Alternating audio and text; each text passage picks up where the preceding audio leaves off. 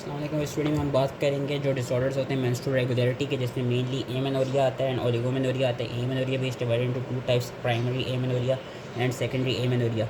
When do we say कि there is amenorrhoea? Amenorrhoea is basically absence of menstruation for more than 6 months in the absence of pregnancy in a person of reproductive age, यानी वो female जो कि between the ages of 15 to 45 या between 15 to 49 है। Reproductive age क्योंकि 15 to 45, कुछ में 15 to 49 दी हुई है। तो अगर उस फीमेल में there is absence of menstruation for more than 6 months in the absence of pregnancy या in the absence of lactation और in the absence of menopause, then we would usually say कि उसको एमेनोरिया हो चुका है।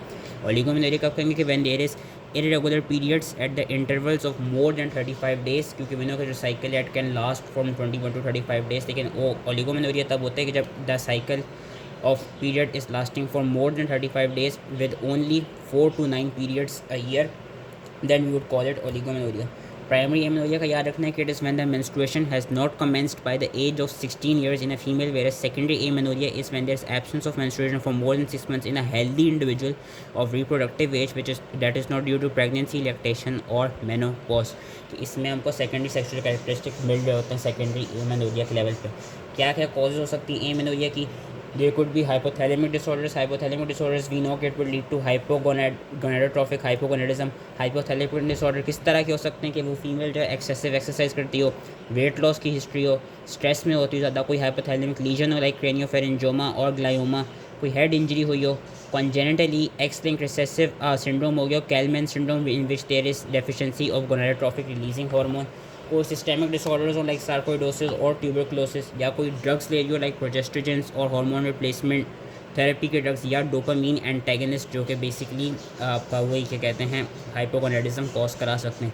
Pituitary disorder के level पे बात करें तो जो मोस्ट कॉमन है दैट इज़ जो पिट्यूटरी क्या कहते हैं एडिनोमा, जिसमें से prolactinoma is the most common one which causes your क्या कहते हैं एमेनोरिया।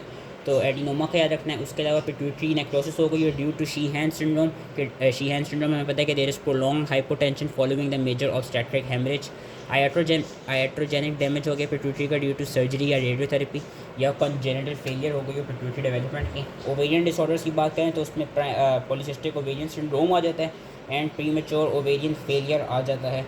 एंडोमेट्रियल डिसऑर्डर्स की बात करें तो अगर हम प्राइमरी एमेनोरिया के लेवल पे बात करें तो एंडोमेट्रियल डिसऑर्डर्स में हमारे पास आ सकता है कि मलेरियन डिफेक्ट्स हो गए in the genital tract which led to absence of uterus और outflow tract abnormalities which are leading to haematocolpos, क्योंकि कोई ऐसी आउटफ्लो ट्रैक्ट की एबनॉर्मेलिटी हो गई है जिसकी वजह से क्या हो रहा है कि एमेनोरिया हो रहा है या हीमेटोकोल्पोस हो रही है। हीमेटोकोल्पोस क्या होता है कि व्हेन देयर इज बेसिकली कि मेंस्ट्रुएशन तो हो रही होती है लेकिन ब्लड नहीं आता। होता क्या है कि जो इतना भी मेंस्ट्रुअल ब्लड होता है that has accumulated inside the वजाना, it can not be released क्योंकि कोई आउटफ्लो ट्रैक्ट की एबनॉर्मेलिटी हुई होगी है। तो उस कंडीशन को हम हीमेटोकोल्पोस कहते हैं कि when there is excessive menstrual blood accumulating in the vagina.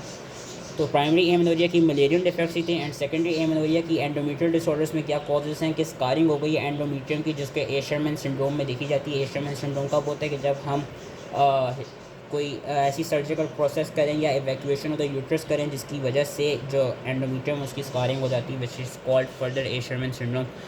तो ये सारे हमने डिसऑर्डर्स की बात कर ली विच कैन कॉज एमेनोरिया। अब जब हिस्ट्री लेंगे, history is important part of क्या कहते हैं फॉर डायग्नोसिस। इन्होंने सारी बताएंगे कि हिस्ट्री में क्या क्या रेलिवेंट फैक्टर्स पूछेंगे एंड क्या क्या पॉसिबल डायग्नोसिस हो सकती हैं। किस किस चीज़ की हिस्ट्री पूछनी है वो मैं बता देता हूँ। डेवलपमेंटल हिस्ट्री पूछनी है जिसमें मेनार्ची का भी पूछना है। मेंस्ट्रुअल हिस्ट्री पूछनी है किस तरह के पैटर्न्स में होती है, कब का मेंस्ट्रुएशन होती है। रिप्रोडक्टिव हिस्ट्री का पूछना है। साइक्लिकल सिम्टम्स का पूछना है। हेयर ग्रोथ पैटर्न का पूछना है कि किस का हेयर लॉस ज़्यादा तो नहीं हो रहा है या हेयर ग्रोथ ज़्यादा तो नहीं हो रही।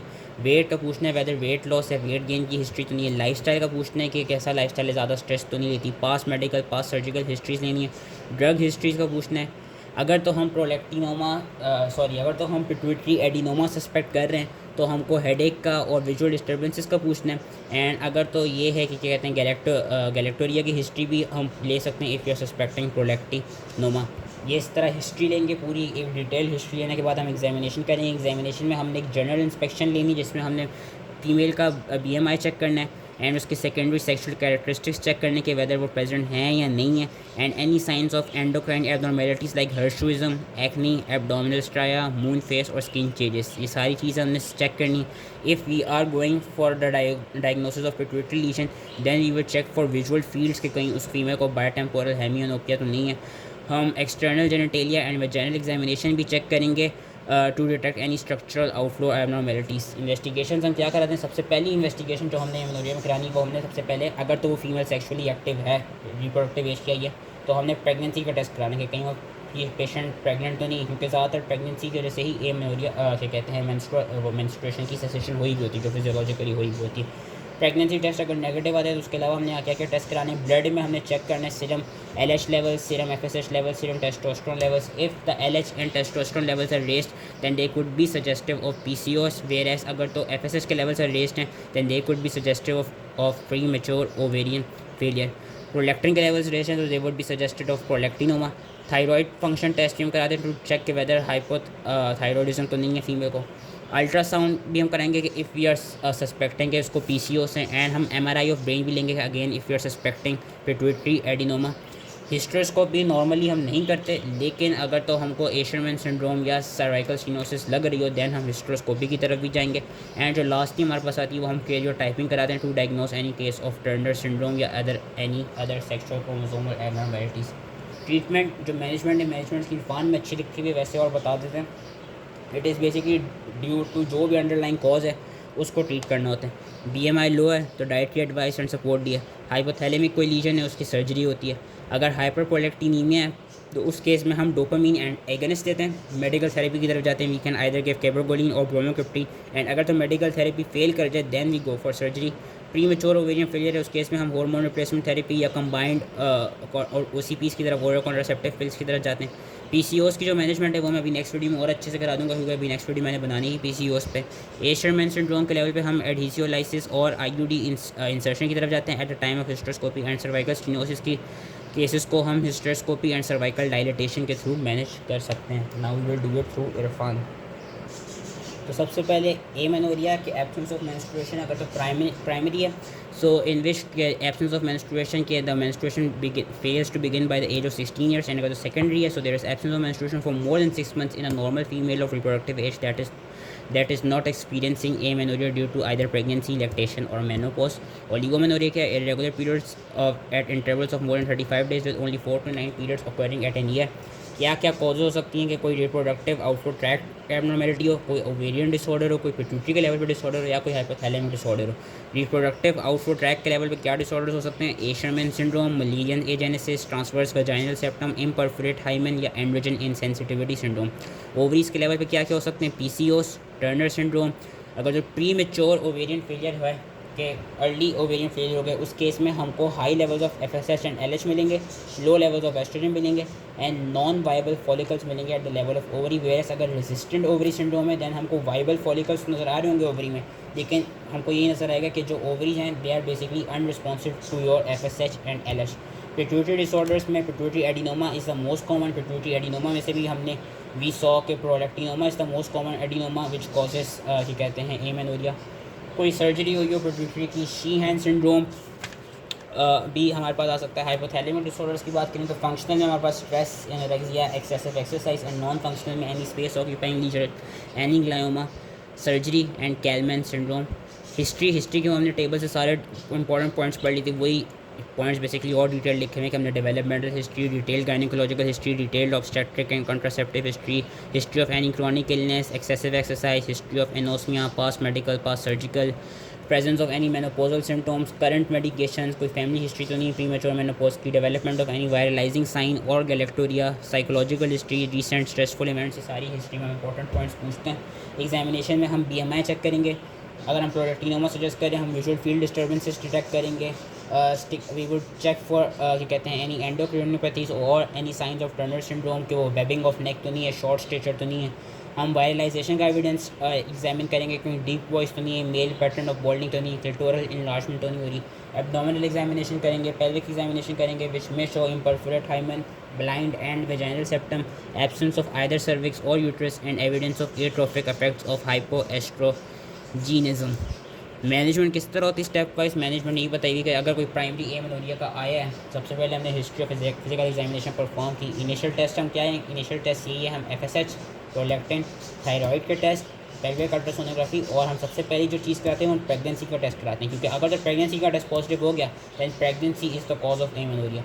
अगर प्रेगनेंसी का टेस्ट नेगेटिव है और हमने सारी हिस्ट्री एंड एग्जामिनेशन कर लिया, यूट्रस अगर हमको एब्सेंट मिला है, then we will go for karyotyping and serum testosterone levels. If in karyotyping it is seen कि karyotyping आई है 46XX यानी नॉर्मल फीमेल है, उस केस में हम सजेस्ट करेंगे कि इसको प्राइमरी एमेनोरिया यानी before the age of 16 years या till the age of 16 years अभी तक मेंस्ट्रुएशन स्टार्ट नहीं हुई, and in the absence of uterus it could be due to mullerian agenesis, जिसमें रोक्यूटेंस्की सिंड्रोम आता है कि there is congenital absence of vagina and uterus and there is normal secondary sexual, normal breast development, normal FSH and normal testosterone levels.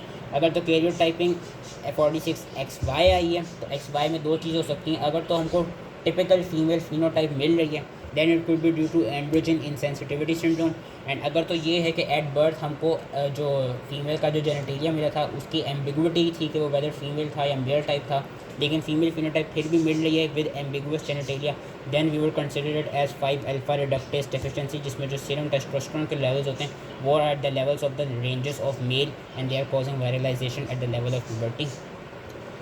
ये था अगर uterus absent हो। अब ये है कि यूट्रस प्रेजेंट है with normal to low FSH, uterus present है FSH is in the range of normal या लो, तो हम चेक करेंगे टेनर स्टेजिंग की तरफ जाएंगे जो मैंने पिछली वीडियो में पढ़ा दी थी। अब टेनर स्टेजिंग हम देखेंगे कि जो ब्रेस्ट की डेवलपमेंट है वो स्टेज 2 से ज़्यादा है या नहीं।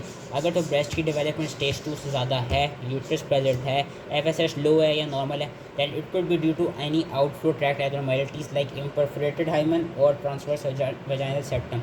लेकिन अगर तो ये है कि यूट्रस प्रेजेंट है, नॉर्मल टू लो FSH है, लेकिन जो टेनर स्टेजिंग में ब्रेस्ट की डेवलपमेंट है वो it is not more than stage 2 यानी कि अभी बडिंग ऑफ द ब्रेस्ट ही हुई है, उससे आगे तक वो डेवलप नहीं हुई है, then we would repeatedly check for FSH levels, we would also check for LH levels, pituitary MRI करेंगे। अगर तो low FSH and low LH मिल लें that would give us differential diagnosis of constitutional delay of puberty, congenital gonadotrophin releasing hormone deficiency जो कि Kallmann syndrome होता है, या कोई हाइपोथैलेमिक पिट्यूटरी डिसऑर्डर हो। एंड अगर तो ऐसा है कि FSH नॉर्मल है लेकिन LH लो है, so that could be due to functional hypothalamic amenorrhea, या it could be due to any systemic disorder like celiac disease, type 1 diabetes or stress or exercise. Lastly, if the uterus is present with high FSH, पहले लो था and या लो to normal था, अब क्या है high FSH है, तो उस केस में वी वुड चेक कि वेदर पेशेंट को hypertension and absent secondary sexual characteristics हैं या नहीं है। अगर तो ये चीज़ें प्रेजेंट मिल रही हैं then we would evaluate it for congenital adrenal hyperplasia, and अगर तो ये वाली चीज़ें हाइपरटेंशन और absent secondary sexual characteristic present नहीं मिल रहे, एब्सेंट मिल रहे हैं, then we would go for जो लास्ट स्टेज आता है। लास्ट स्टेज यही है कि हम कराते हैं कैरियोटाइपिंग में if it is 45X we know it is Turner syndrome, if it is 46XX it is due to primary ovarian insufficiency, and if it is 46XY it is due to gonadal dysgenesis। ये थी overall management. Last जो management लिखी हुई वो वही वाली management है जो 10 टीचर्स में थी कि वो treat the underlying cause, attain normal BMI। प्रोडक्टिनोमा के केस में सबसे पहले मेडिकल थेरेपी की तरफ जाते हैं जो इस डोपामिन एगोनिस्ट के कैबरगोलिन या ब्रोमोक्रिप्टिन दे दिया, negative if it fails we will go for surgery. Premature ovarian failure के केस में hormone replacement therapy, specific treatment for endocrinopathies and for tumours की ज़्यादा सर्जरी होती है, एंड जो जेनिटल ट्रैक्ट की ऑब्स्ट्रक्शन है उस केस में हम सर्वाइकल डायलिटेशन या हिस्ट्रोस्कोपिक रिसेक्शन या इंसिजन ऑफ हाइमेन करा सकते हैं। So that is all related to primary and secondary amenorrhoea. Hope ये समझ में आ गया।